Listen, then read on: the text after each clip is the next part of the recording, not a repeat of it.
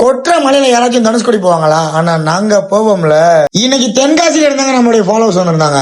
ராமநாதபுரம் வந்ததுக்கு அப்புறம் எனக்கு கால் பண்ணி ராமேஸ்வரத்துல மழை பெய்தா தனுஷ்கோடில சுத்தி பார்க்கலாமா அப்படின்னு கேட்டாங்க. மழை பெஞ்சுக்கிட்டு தானே இருக்கு, நீங்க நடந்துகிட்டே பாக்குற மாதிரி தான் இருக்கு, உங்களுக்கு ஓகேவா அப்படின்னு கேட்டேன். அதெல்லாம் பிரச்சனை இல்லை, நான் வரேன்னு சொல்லி கிளம்பி வந்துட்டாப்லங்க.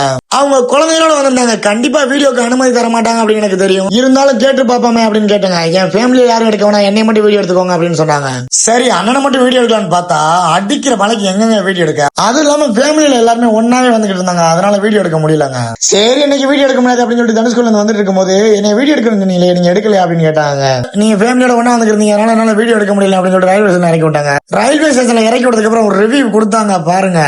போன் பண்ணவன போனை எடுத்து ரெஸ்பான்ஸ் பண்ணாப்ல, ரயில்வே ஸ்டேஷன்ல வந்து பிக்கப் பண்ணாப்ல, நம்மளை பிக்கப் பண்ணி தனுஷ்கோடி அரிச்சலமுனை பீச் ரெண்டு இடத்துக்கு நாங்க போயிட்டு வந்தோம். மழை பெஞ்சாலும் அந்த பொருட்படுத்தாம அவரை நம்மளுக்காண்டி சிரமப்பட்டாலும் நம்மளை கொண்டு போய் கரெக்டா நம்மளை கூட்டு வந்தாப்புல. அண்ணனுக்கு ரொம்ப நன்றி. இதே மாதிரி நீங்களும் அவர் அண்ணனை கான்டாக்ட் பண்ணீங்கன்னா கண்டிப்பா போனை எடுத்து அதுக்கு ரெஸ்பான்ஸ் பண்ணி அவரு வர முடியலனாச்சும் அவருடைய நண்பர்கள் யார்கிட்டாச்சும் சொல்லினாச்சும் அதை ஏற்பாடு பண்றாப்புல. நல்ல சர்வீஸ். பாய்ண்ணே.